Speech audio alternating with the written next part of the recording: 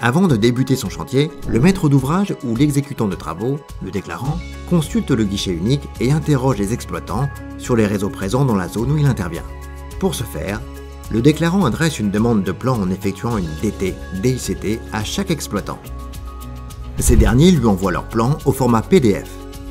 Pour étudier son projet, le maître d'ouvrage doit reporter chaque réseau sur un plan d'ensemble. Autant dire qu'il s'agit là d'une tâche fastidieuse, chronophage, loin d'être efficace. Et l'exécutant de travaux doit avoir tous les plans sur le terrain pour faire le marquage-piquetage. Comment parvenir à faire gagner du temps à tout le monde et obtenir un plan de synthèse fiable et pratique?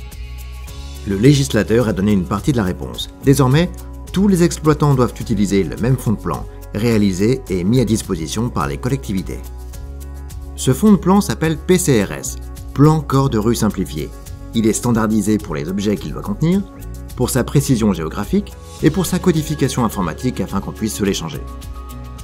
Les maîtres d'ouvrage et les exécutants recevront des plans de réseau plus homogènes, avec le même fond de plan, mais toujours autant qu'il y a d'exploitants, et toujours en PDF. En utilisant tous le même fond de plan, on gagne significativement en sécurité. Faire le plan de synthèse du sous-sol reste une tâche fastidieuse. C'est pourquoi les exploitants se sont mis d'accord pour créer un standard qui contient les éléments nécessaires à la description des réseaux. Le STAR-DT, standard de réseau pour les DT, DICT. Un ouvrage codé en STAR-DT peut être directement utilisé dans les outils cartographiques des déclarants. Dans cette démarche collaborative, tous les exploitants doivent fournir le même fond de plan et sont invités à jouer le jeu, et à fournir en plus leur réseau en STAR-DT.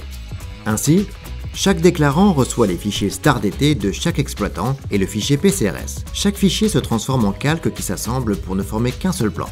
Le maître d'ouvrage dispose ainsi d'un plan de synthèse numérique du sous-sol et peut tenir compte des réseaux existants dans la conception de son projet. L'exécutant des travaux, en ayant la position exacte de chacun de ces réseaux dans la rue, a ainsi toutes les infos nécessaires pour ne pas les endommager.